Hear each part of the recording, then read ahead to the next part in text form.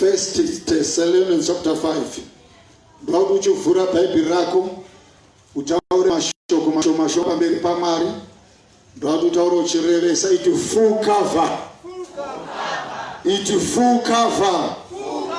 Ndine vanhu pamwe mangwanani ano. Iti full cover. Full cover. Full cover. Ngatiende kuna 1 Thessalonians chapter 5 pa verse 23. Vatesalonike vekutanga chapter 5 pa verse 23. Vatesalonika vekutanga chapter 5 pa verse 23. Mwari werugare amene ngakuitei vatsvene kwazvo. Zvanzi Mwari werugare ngakuite sei? Ngakuite vatsvene kwazvo. Ende mweya wenyu nomoyo nomuviri zvichengete kwazvo. Zvanzi chii? Mweya wenyu nomoyo nomuviri. Number 1. Mweya. Number 2. Moyo. Number 3. Nomuviri zviite sei? zvichengetwe kwazvo. Zviite sei? Zvichengetwe kwazvo. Ende zvisina zvazvingapomerwa pakuuya kwaShe wedu Jesu Kristu. 24. Mazviita mweya mutsvene, mazviita gwayana raMwari. Ndinotenda nenyasha dzenyu, ndinotenda nouvepo hwenyu uri mukati menzvimbo ino, ndinotenda ntauro mandechekare mukati muupenyu hwedu. Mazviita Kristu weNazareta, simba renyu ngaruonekwe pakati pedu muzita raJesu. Hallelujah. It's full cover. It's full cover. It's full cover. That is listen now iri pano. Munhu wega mutendi wega une zvinhu zvitatu zvataurwa pano. Une body, une soul, une spirit. But wakaenda kune vamwe vanoti kune body and spirit. But isu tinotenda kuti kune body, soul and spirit. Amen we. Amen we. Amen we. Ndo yataurwa pano na Paulo kuti izvozvo ngazvichengetedzwe. Amen. Ngazvive zvakachena pamberi paMwari kuti kana Jesu Kristu akuuya achizomira mumakore, zvinhu zvitatu zvataurwa pano zvinofanira kuva zvakachena pamberi paMwari. Pana ari kundinzwa here panguva ino? Pana ari kundinzwa here panguva ino? Now yandiri kuti full cover. Wakaenda kunoita zvemainsurance.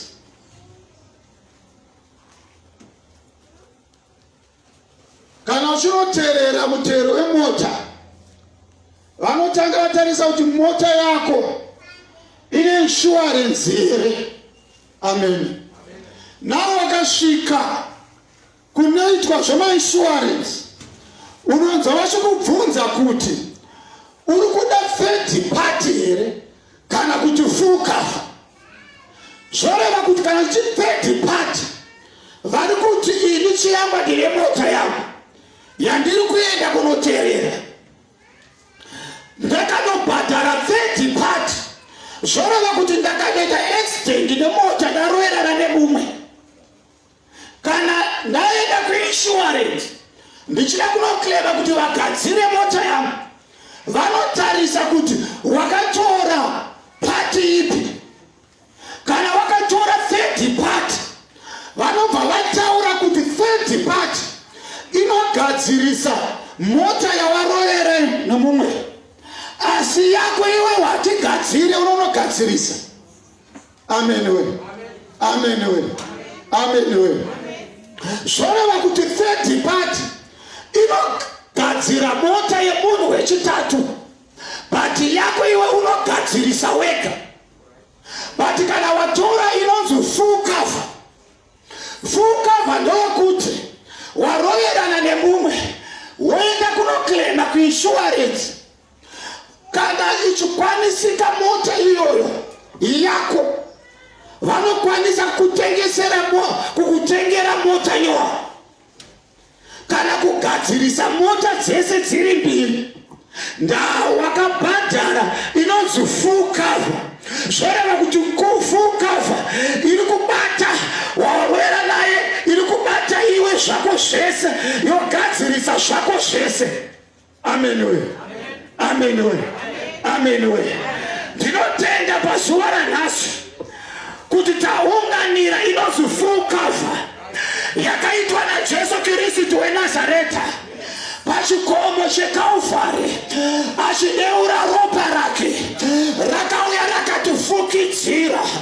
Zvoreva kuti pariri kufukidzira harisi kuenda pa-third party, but riri kuvhara miri wako wose.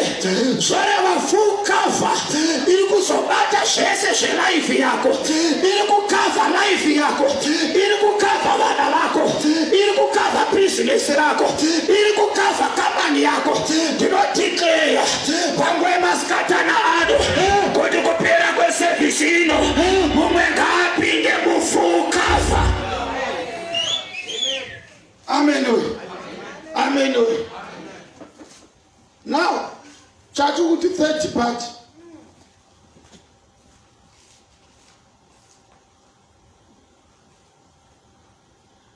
Kana tadai chinichi zvoreva kuti chakakavwa one side hachina, zvoreva kuti iya haizi full cover. Amen. Saka zvinoita Satani, pane vatendi vakawanda vakadai, uri kubvisa tithe yako, uri kuya kuchechi Tuesday, Wednesday, Sunday uri kunamata, but life yako yakadai so. Ndakufamba newe uchaona pambera kuti ndozvayakaita kudai so.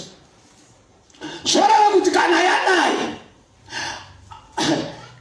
pati isina kuvharwa ndo inovigwa naSatani, ndo yaanokurwisa nayo, ndo yaanosvika achibata ipapo, ndapana kuvharwa. Amen. But kana tataura nawe kuti full cover inenge yakuita sei, yavhara mwiri wako wose. Zvoreva kuti ropa raJesu kana ravhara mwiri wako wose, hakuna mweya yechina ichauya ichikubata, hakuna mweya yechina ichauya ichibata vana vako, hakuna mweya yechina ichauya ichibata mari yako, hakuna mweya yechina ichauya ichibata business rako nemhaka ye wafull covered. Amen. Amen. Amen. Amen. Visa. Saka ndo pari kutaurwa naPaulo pano kuti mwiri wedu, body, soul, spirit ngazvive zvakanaka pamberi paMwari. Zvoreva kuti zvinhu zvitatu izvozvo ndo zvinorwiswa naSatani. Kana Satani achikurwisa, anorwisa zvinhu zvitatu izvozvo, anorwisa body, soul and spirit. Amen. Amen. Ngatiende pana Genesis chapter 2 verse 7. Ndichaverenga kuno. Mimi muende pana gare makabata pana Romans 12. Renyi pana Romans chishona ndike ndinoitrust. Asi pana Genesis aba. Ukaona usangove nebhuku reshona, Bible reshona chete. Ivana maversions ese. Shona, New King James Version, King James Version, NIV, Revised Standard chi. Ivana maversions ese. Ukuti wakaverenga. Ubata roverenga, ubata roverenga. Unoona nyaya yokuverenga. Inobva yanyatsocheka zvakanaka. Amen. It full cover. Now, Genesis chapter 2 verse 7. And the Lord God formed men of the dust of the ground. Zvoreva kuti Mwari vaita munhu kubva kuguruva pavari kumuumba munhu ndo body. Amen. Ndo yekutanga iti body. Number 2, and breathed into his nostrils the breath of life. It is the breath of life. Now Mwari vaumba munhu ave nebody. Mwari ndokufemera mweya weupenyu mumunhu. Amen. Amen. Spirit of life. Mweya weupenyu. Now Mwari pavari kufemera mweya wavo weupenyu, tichambadzwisisa pamberi apo kuti pane zvakazoitika, but vafemera zvakare. Bible rati, and men become a living being, and men become a living soul. Mamwe maBhayibheri anoti a living being. Mama anoti a living soul. Wakaenda ku King James Version anoti a living soul. Amen. Zvoreva kuti pabuda zvinhu zvitatu. Pabuda body, pabuda spirit, pabuda soul. Zvoreva kuti zvinhu zvabuda izvozvi ndo zvinhu zvinorwiswa naSatani muupenyu hwako. Pana ari kundinzwa bangwe mangwanana. Pana ari kundinzwa iri bangwe mangwanana. Pana ari kundinzwa iri bangwe mangwanana. Vakachiona kuti Adamu ari kugarden of Eden chakabviswa paari, the spirit of God ndo yakabviswa paari, akasara asina umwari maari. Chitema chakapinda munyika, chitema chakapinda muvanhu. Nokuda kwokuti umwari wanga waiswa pana Adamu wabviswa, the spirit of God. Amen. Ngatiende pana Luke chapter 4. Luke chapter 4, baba verse 1 kusvika pa 13. Luke chapter 4. Ngakutenda Mwari. Ngakutaura makusenga kutenda Mwari. Kuti pese panoitika pane hondo dzinosimuka. Tinorangara muservice nepanoending service yapfuure. Tichinamata panapa. Pane mweya utsvina wakamanifesta. Uchibva vanorova gogoderera, vachibva vanowira pasi. Vakawira pasi nakuona vatakurwa vaendeswa pacheva. Ndakazoona ndakushedzwa, vati ndichisvika pavari ndakaona munhu pasisina. Pandakasvikovabata kudai ndakaona miri wachando. Muno maidziya maipisa. But pandakasvikovabata ndakanyatsokunzwa kuti munhu aenda. Makandona ndichishedzera kuna basa roichiti uya naanointi oyo. Pandakatora anointi oyo, pandakavazora kumeso, ndopa vakati pepo, vakutanga kutarisa kuti chii chiri kuitika. Ndakutenda Mwari kuti pese patinoungana pane hondo dzinouya. Satani angatoti regai tiurayire munhu muno.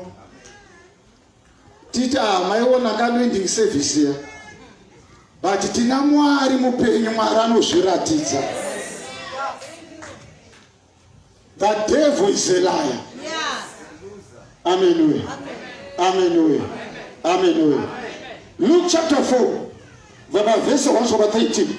Now, verse 1, Bible sikoramantera pamusoro pokuti Jesu achibuda kubhabhatidzwa naJohani the Baptist. Mweya mutsvene wakauya pamusoro pake. Mweya mutsvene wakauya pamusoro pake. Zvinonzi mweya mutsvene wakamutungamira kuenda kurenje kunozvinyima zvokudya for 40 days and 40 nights. Achizvinyima zvokudya. But azvinyima zvokudya for 40 days and 40 nights. Apedza kuzvinyima zvokudya akunopedza, Satani ndo paanosvika. Amen. Unoziva kuti wakuda kunorova tambo, Satani ndo paanokurwisa zvakanyanyisa. Wakuda kunorova tambo, Satani ndo paanosvika palife yako. Amen. Amen. Amen. It is first temptation.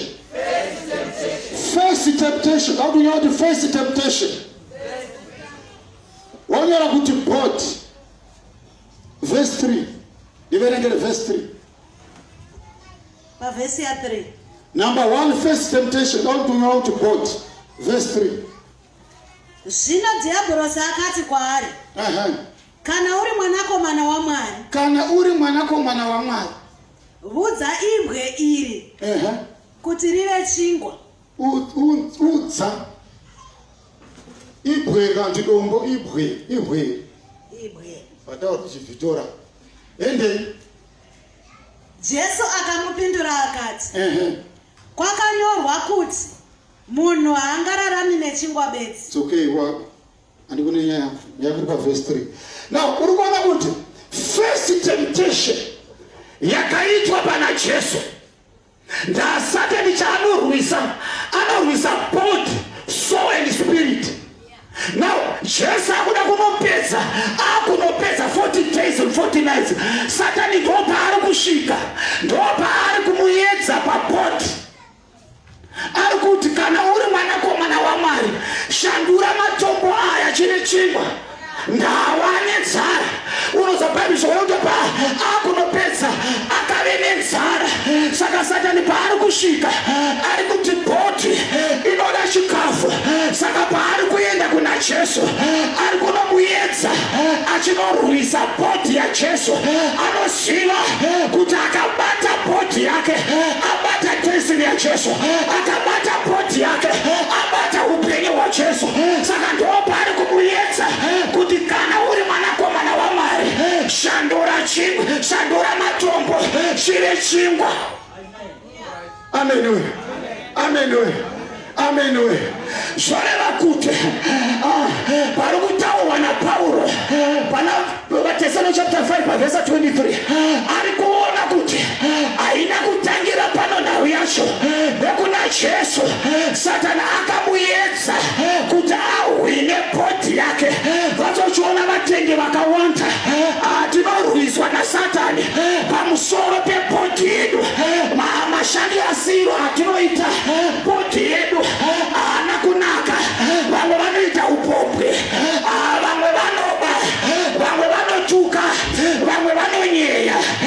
Chichiri kuitika, Satani arikuda kushandisa kuti akubvise pamberi paMwari.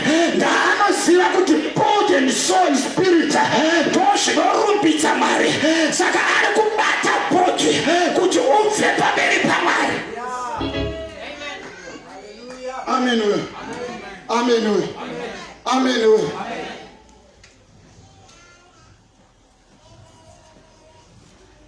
Izvozvo mumwe ipapapa vanotwana mumwe apfuura nepedyo nemi wakasamukwaza kutitarisa sagule watomuona achiwe watarisa kusaidhulo uito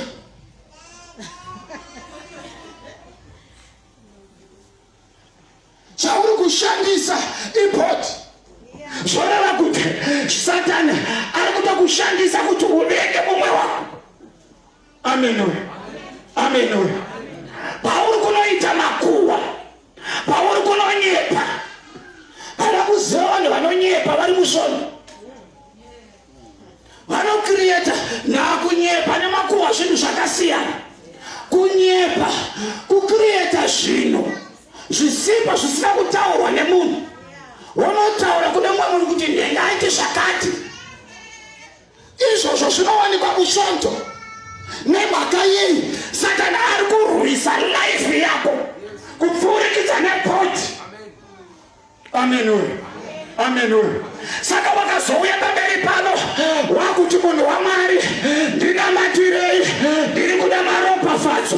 Hakuna ropafadzo rinouya, hapana fukava pauri. Body yako iri kuna Satani, wapa body yako kuna Satani.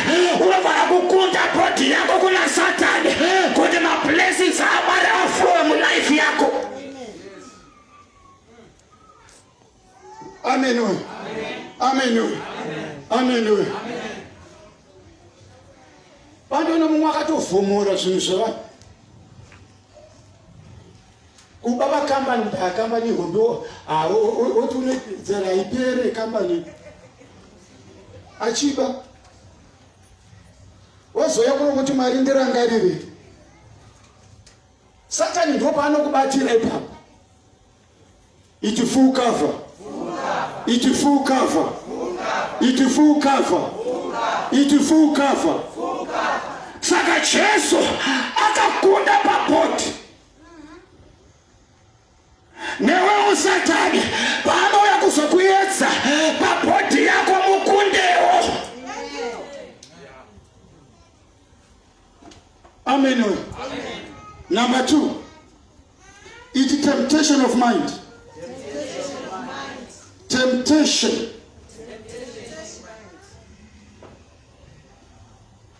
Mind. Kana kuti so.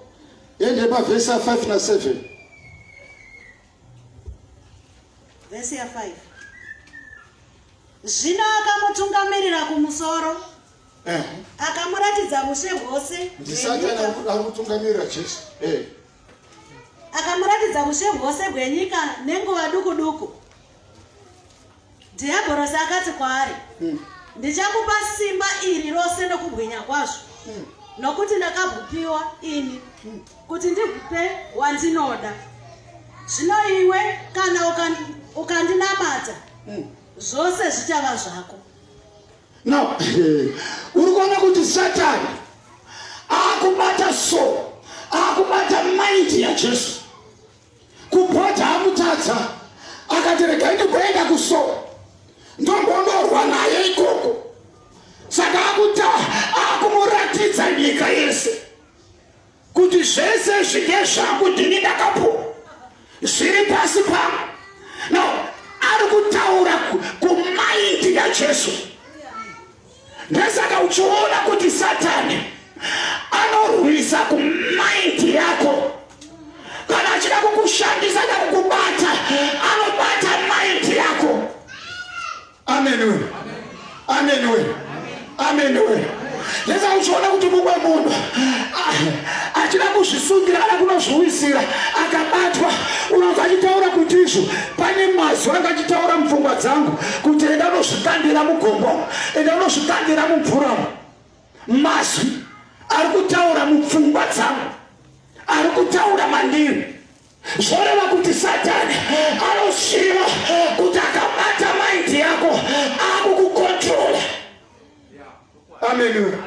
Saka the second temptation yakaitwa pana Jesu ndewekurwisa maindi ya Jesu. Kwete Jesu beti nemaindi yako inorwiswa zvakare, but your soul inorwiswa zvakare. Pane zvinhu zvaunoda kuti uite zvakanaka. Paulo anotaura scripture iyo is it Corinthians Romans inotizvo ndinoda kuti ndiite zvakanaka, but zvakanaka zvehandizvo zvandinoita, ndinoita zvakaipa. Nemhaka yei Satani ari kurwisa maindi yako. Anoziva kuti akabata maindi yako anokuitisa zvaanoda iye. Amen. Amen. Amen. Saka takakunamatira pano, wakadzikinurwa pano, wakaenda kumba. Chinotanga kurwiswa pauri body mind. Akakurwisa body yako, akakuhwina ipapo, akutopinda mauri. Zvoreva kuti body, soul, spirit rinova sedhoo rinoita kuti madhimoni anopinda kwauri. Amen. Amen. Amen. Ini pese pandinomuka, pese pandinofamba, pose pandinorara, ndinoita munamato kuti Mwari take over my body, take over my soul, take over my spirit. Nemhaka yei ndakasadaro pane anookipaya nzvimbo iyoyo. Bible rinoti pana 1 Corinthians chapter 3 verse 16, amuzive here kuti miviri yenyu itemberi yaMwari, mweya waMwari unogara mamuri. Amen. Zvoreva kuti miviri wako itemberi yaMwari. Wakatadzira miviri wako kundibvera. Vana vari kundibvera. Vana vari kundibvera.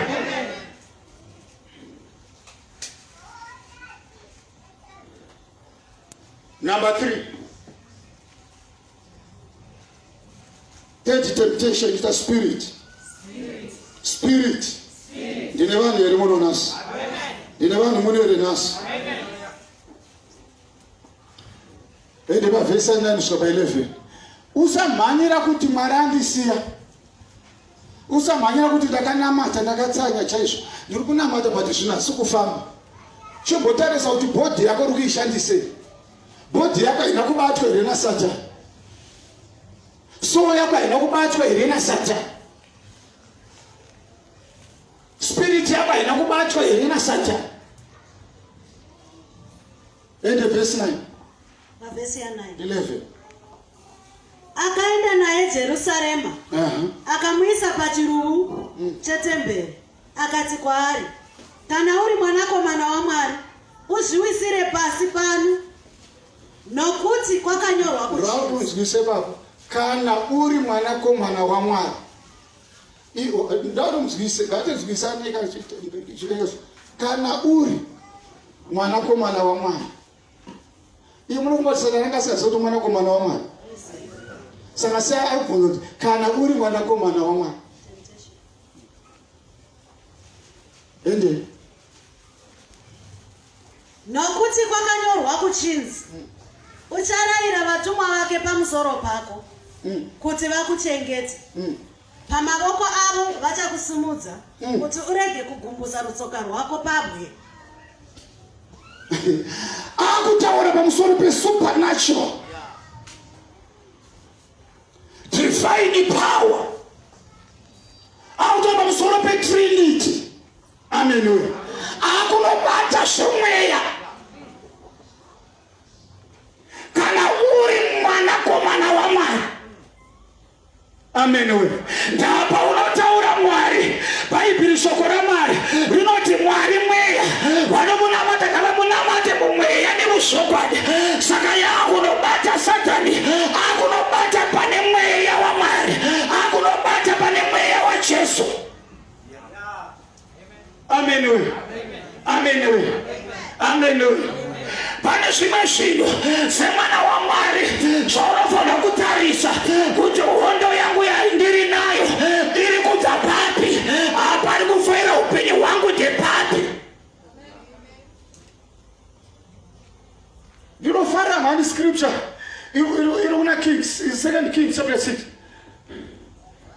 Inoti vana vaprofita vakaenda kumvura vachinotema vaenda kuwedzera pavanogara. Mumwe akumbira demo ribva rawira mumvura. Vanodana kumunhu waMwari, zvakanzi demo rangu rawira mumvura. Demo ringarikwereta. Ndinofara nemashoko emunhu waMwari. Anoti rawira papi? Munhu anoti rawira apa. The devil is a liar. Uri kuona kuti munhu waMwari ari kubvunza pawira demo. Ndiri kubvunza pakawira life yako. Ndiri kubvunza pakawira upenyu hwako. Kuti upenyu hwako wakawira papi? Pakawira upenyu hwako. Hapadi kuti nditaure chiprofita. Iwe wega unozviziva pawakawira. Iwe wega unozviziva pawakafira. Kuti apa ndopa ndakadonhera. Pabhodhi apa ndopa ndakadonhera. Paso apa ndopa ndakadonhera.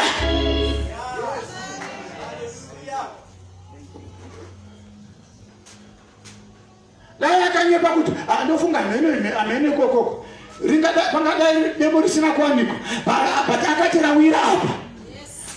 Munhu waMwari ndokutema akatanga ndokukanda zvonzi demo rakapamhama. Amen. Amen. Amen.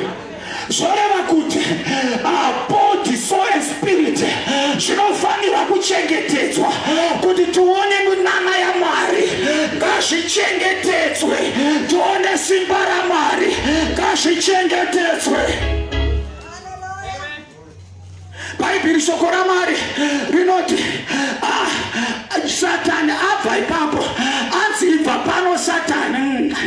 Bhaibheri shoko rinoti ngirozi dzakauya dzakauya dzakanamata Jesu. Oh my God, ngirozi dzakauya dzakamunamata nemhaka yedzakumunamata akunda miitso zvoreva kuti paunokunda mablessings ako anoherera, paunokunda mablessings ako anomanifesta, mablessings ako amanifeste kana usati wakunda pamiitso yebody, soul and spirit. Na Satana anozviziva kuti destiny yako yakakumirira, saka anokurwisa. Ndesaka wakaona pachapter 4 yoyo pavhesa 18 Jesu apinda mutemberi akuti mweya washe uri pamusoro pangu lokuti wakandizodza nemhaka yeye akudaro kuti wakandizodza. Haana kundizodza bedzi, but pane kwandabva, pane zvandakunda. Ndakunda mubhodi, ndakakunda musoul, ndakakunda muspirit. Saka mweya washe uri pamusoro pangu. Wondogadziuye vanorwara ngavauye. Mweya washe uri pamusoro pangu.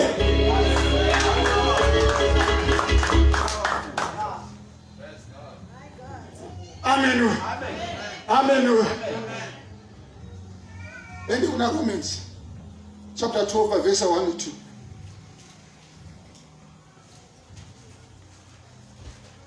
Varoma chapter 12. It's full cover. It's full cover. It's full cover. Nyasotaurisa it's full cover. Full cover. And in Romans chapter 12 verse 1 and 2. Varoma chapter 12 kubva pavhesi ya 1 na 2. Naizvozvo ndinokumbira zvikuru kwamuri. Naizvozvo ndinokumbira zvikuru kwamuri kereke pasiyarasi. Kuti kudi hama dzangu netsitsi dzamwari. Netsitsi dzamwari vedu hama dzangu, muri hama dzangu pamwe. Kuti muise miviri yenyu. Tiise miviri yedu. Chive chibayiro chipenyu. Number 1, tiise miviri yedu body. Chive chibayiro chipenyu. Amen we. Amen we. Unokuona kuti haasingoti mukristu wamuchena. Vari kunyatsotora kuti miviri yedu chokutanga ngachive chibayiro chipenyu chichene. Chichene chinofadza Mwari. Chinofadza Mwari. Chichene chinofadza Mwari. Zvorova kuti chokutanga bhodhi yako nditere vanasikana navanakomana muri pano. Bhodhi yenyu haite haifanira kuitwa kunge madomasi epambari kana kuti mengo dzepambari dzabva pamurehwa kuti wesango yangoti iri kuita iri kutsvanyika inenge yaibva iri kutsva inenge yaibva. Miviri yenyu ngaive michene pamberi paMwari. Amen we. Amen we. Amen we. Amen we. Chaita kuti vana vaMwari vasawane mhinduro kuna Jesu iye kuti miviri yedu haizi muchene pamberi paMwari. Tiri kushandisa miviri yedu zvisizvo.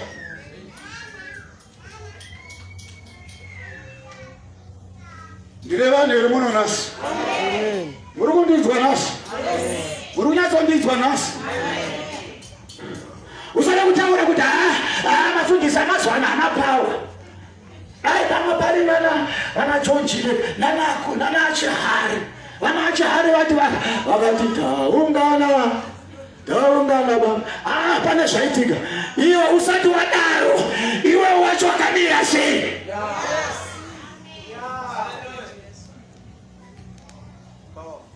Amen we. Amen we. Hakuna unonamata asinganzwikwe nedenga.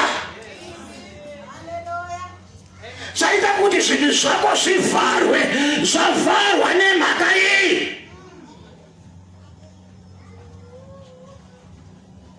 Miviri yedu ngaive chibayiro chichene chinofadza Mwari. Saka muviri wako unokutadzisa kupinda kuona kuti uone destiny yako.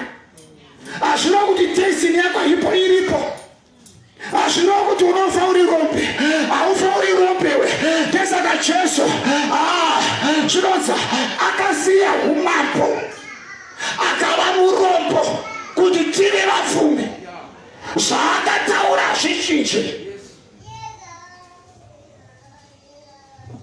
And verse 2. Chinofadza Mwari ndiko kunamata kwenyu kwomwoyo. Musaenzaniswa nenyika ino. Musaenzaniswa nenyika ino. Asi mushandurwe murangariro wenyu uchivandudzwa kuti muidze muzive kuda kwaMwari kwakanaka, kunofadza kwakakwana. Asi mushandurwe chi? Mirangariro yedu. Mirangariro yomind. Pfungwa dzedu ngadzishandurwe, ngadzirege kufanana nedziri munyika. Amen we. Amen we. Unomboziva here kuti kusimuka kuri mumind. Ndati kusimuka kweupenyu hwako kuri mupfungwa dzako. Wakataura kuti pandakati mhapano hakuna kwandinoenda.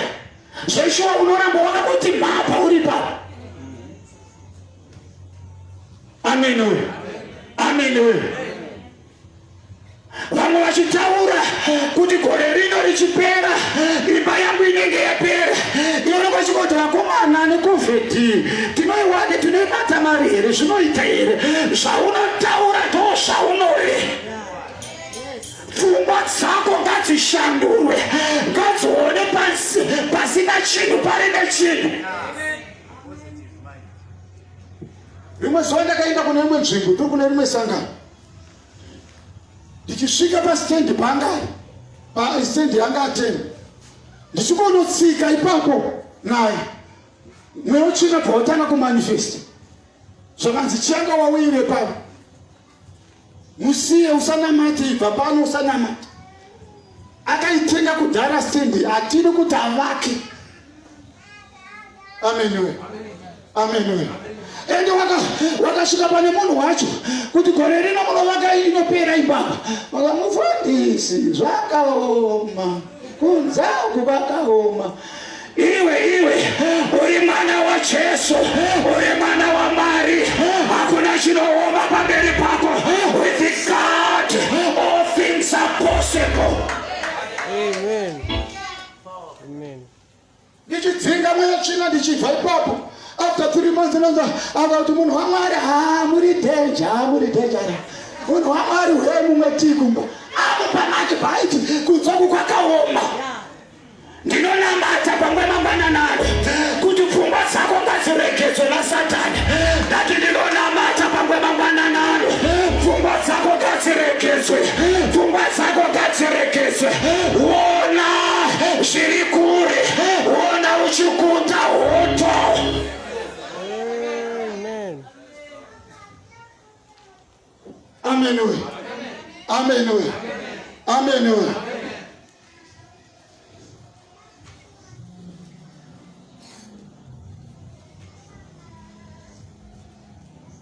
Unozenda kutarisa so indinge ndichiona mari. Chimbobvunzwawo nevanhuwo uchifamba. Kana kuenda zidzoke kumboyo kwamuri kuti baba tiri kumbira kwere 20,000 years. Andikona urutozviseka. Achida nhanda basa kukumirwa moto ufocha.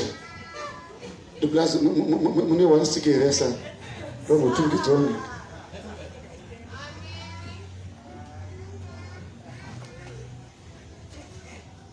Kana Jesu akafa pamuchinjikwa, varume bhodhi yako haifana kuva yaSatani. Zvaunobata ngazviendeke, zvaunofambira ngazvisomoke. I decree kuti pazuva ranhasi chose chauchabata chinosimuka nezita raJesu. Chose chauchabata chinofamba nezita raJesu. Angajaira Satani kubata bhodhi yako, angajaira Satani kubata pfungwa dzako pazuva ranhasi. Ndati panguva yaino ndinodhiklera kuti mari yako haichabatwa nemurenge. Bhizinesi rako, pfungwa dzako ngadziregedzwe nezita raJesu.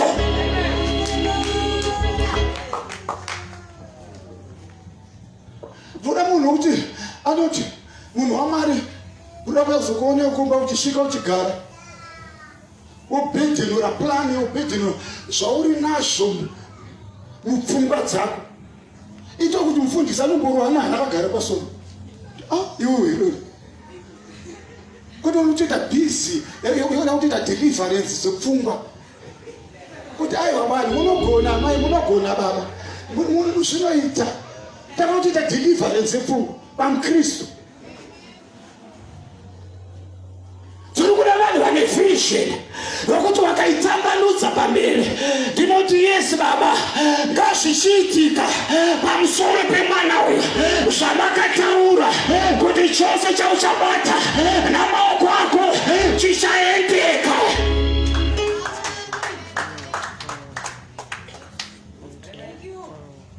kuti ubve pauri papo pauri izvozvo zvinotangira mupfungwa dzako. ende pana 2 Korinde akunopedza time yaita mujeres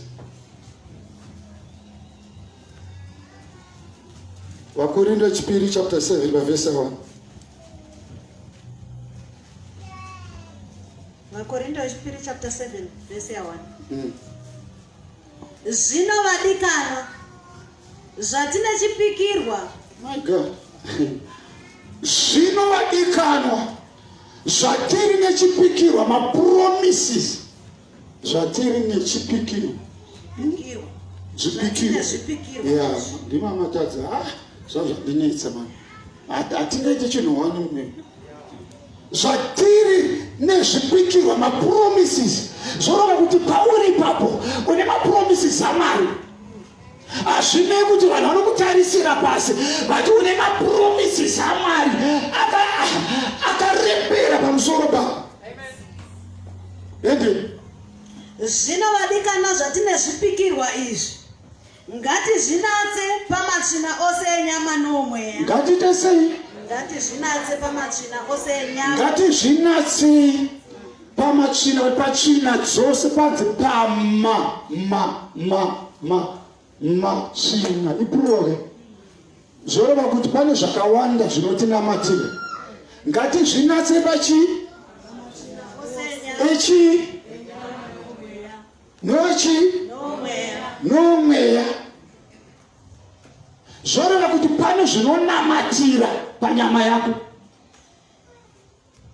pane zvinonamatira pamweya wako amen pedzisa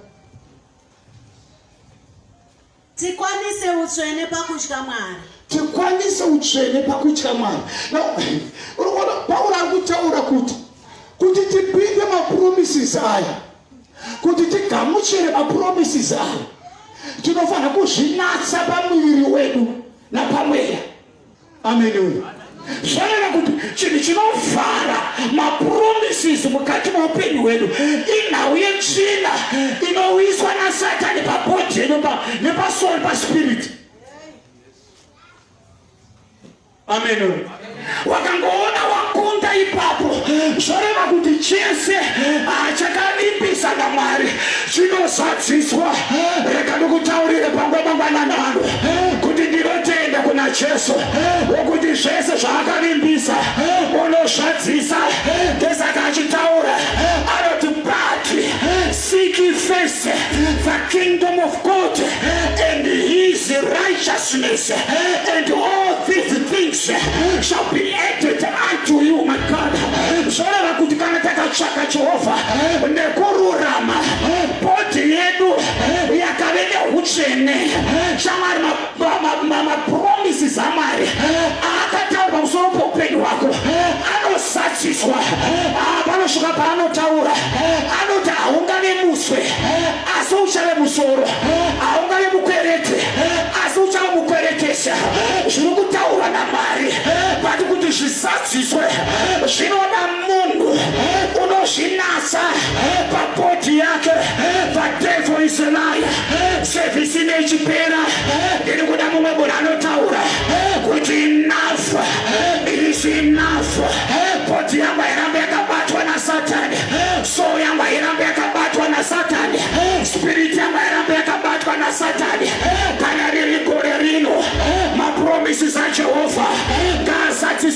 life yangu kana riri gore rino mapromises edenga ngasatsiswe mukati muupenyu hwangu nesita raJesu. Reka ndikutaurire kuti vanhu ngavakushore, vanhu ngavakushidze, but Mwari achikuona, ari kuona mapromises akaririsa mulife yako.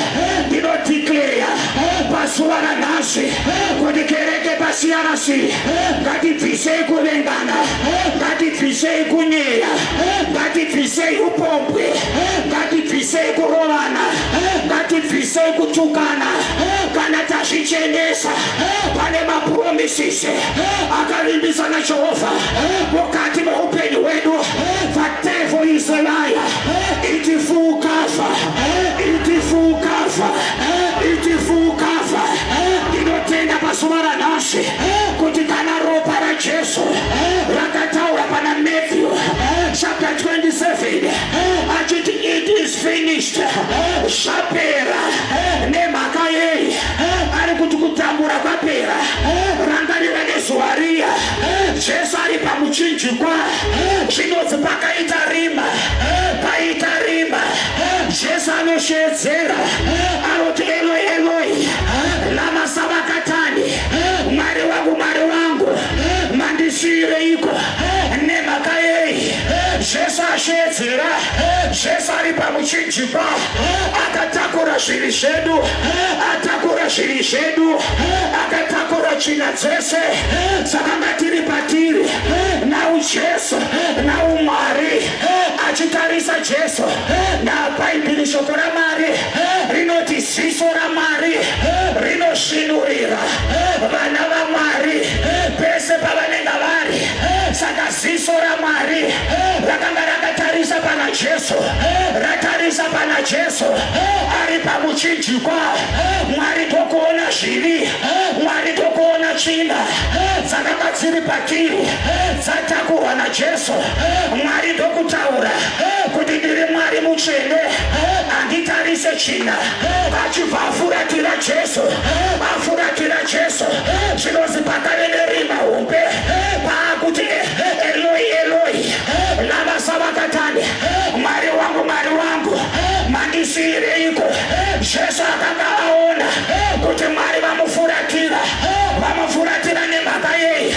Watakura kuipa kwedu Jesu, watakura zvivi zvedu Jesu, watakura zvitema zvedu Jesu.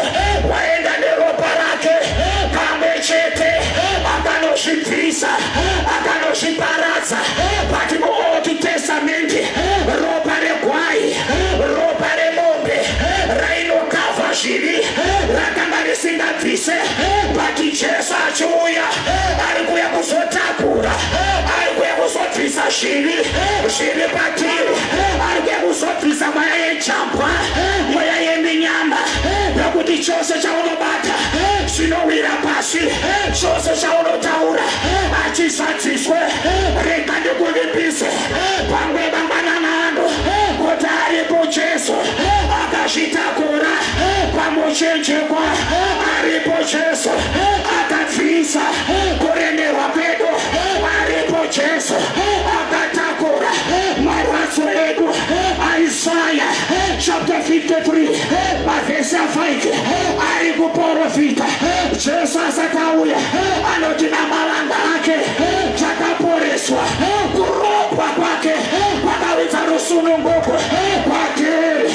Jesu ari pamuchinjikwa aitaura life yako kuti ngaisunungure. Jesu ari pamuchinjikwa aitaura healing mupoti yako. Jesu ari pamuchinjikwa aitaura deliverance mupoti yako. Jesu ari pamuchinjikwa ari kuti hatina benefit party.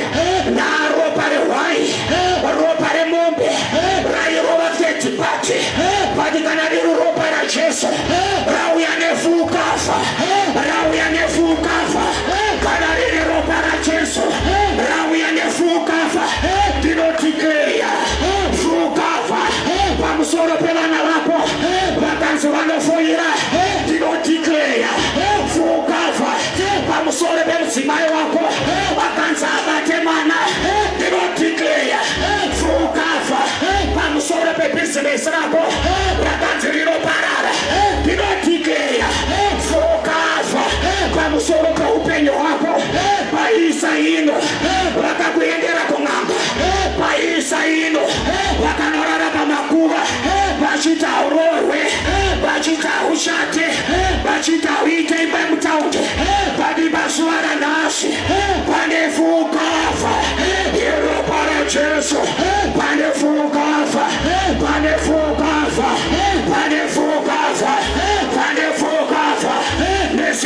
Yesu, nezita la Yesu, ndinotenda varume nezuva resandi vachienda kumakuva vakaona machira chete, vaiti zvakaparara, vaita akafa, hakuna zvichaitika, vachinosvika vanoona machira chete, vauya kuzokutaurira kana ukafa yauya pamusoro pako, vaikuti hausimuke, vanokuona wasimuka nemhaka yeye.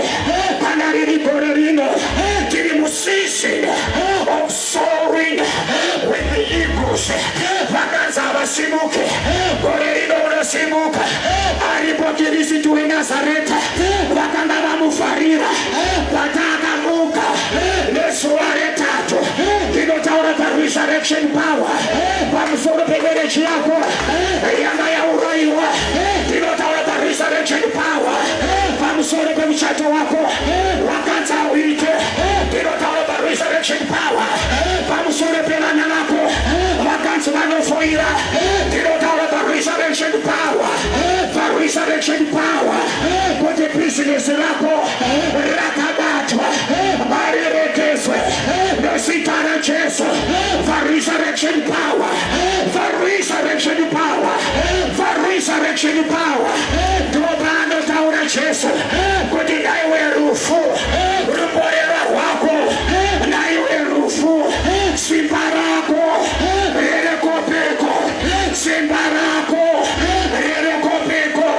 Nawe kuzotikleya pamwe namwananano pane vakataura rufu munaifi yako, pane vakataura rufu kumwoyo kwenyu, pane vakataura rufu pavana vako. Reka ndikutaurire pazuva ranhasi pane fukafa, pane fukafa, pane fukafa, pane fukafa, pane fukafa. Yeropa raJesu zvakatatiswa namadhokotera zvakanzi hazvicharapika, ndandinhasi pane fukafa. Yeropa raJesu zvakatatswa nen'anga, zvakatatswa navagodobori, tauya nefukafa. Yeropa raJesu tauya nefukafa. Yeropa raJesu vakakuroya, vakati hausimuke, vakakutaura, vakati hakuna kwaunoenda, vakati hakuna chaunoita mukati meupenyu hwako pazuva ranhasi. Today it's okay, today it's okay. Pane ropa raJesu, pane ropa raJesu kuti ndimusire Jesu nesimba rakamumoza kuvakafa. The resurrection power, the resurrection anointing. The devil is a liar. Kana Jesu akamuka kuvakafa, business rako rinomuka, life yako inomuka, destiny yako inomuka. Ndinevandire pamwe mangwananano vanoti enough is enough. Andirambe ndakadaro, andirambe ndakadaro. Ndakupinda mukufukafa, ndakupinda mufukafa. Rangarira nezuva riri paita murandakadzi ane 12 years ari nechirwere chekubuda ropa, chinonzi akaenda kun'anga akaoneswa nhamo. The devil is a liar. Ndaringa vanhu vanoti ndaoneswa nhamo nenyika ino, ndaoneswa nhamo namajekisheni. The devil is a liar. Tina Jesu anoporesa, tina Jesu anosunungura. Ndinevandere pano vanoti enough is enough. Pavanotambanudza ruoko achinobata fukafa, chinonzi ropa rakapera, ropa rakamira. Ndichitaura right now, ndauya kuzomisa hondo dziri kurwa newe, ndauya kuzomisa urwere huri pauri. Awakadisepo, awakadisepo. Ndauya nefukafa, ndauya nefukafa. The blood of Jesus Christ of Nazareth. Rebashanda masota, yeta pakatoshata. You are more than a conqueror through the cross of Calvary of Nazareth. We are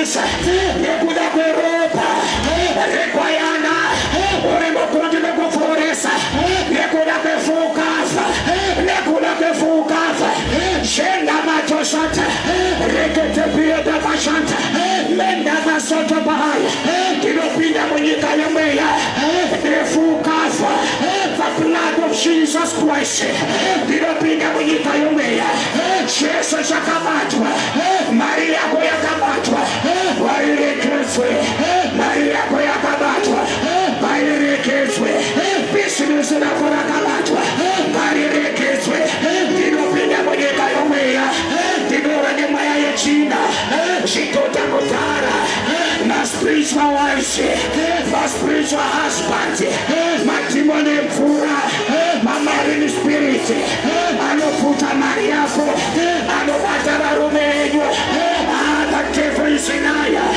yake murume wako alifuso warumbi efemilie kwenu yake murume wako asifuso warumbi renyika ino Zimbabwe na uyanefukafa unevana wasingana mati unevana wasingana mati wadotapwa sematakiwa itwa baba sematakiwa itwa sikuru padi masuara nasi na uyanefukafa na uyanekukukafa ichitaura kaiti nao panesha kutoitika mwenye kayomea panesha kutoitika mwenye kayomea panesha kurekizwa mwenye kayomea panesha kurekizwa mwenye kayomea mwenye kayomea mwenye kayomea shose shakabatwa kiureketela kukafa ropa la Yesu ropa la Yesu ropa la Yesu the blood of Jesus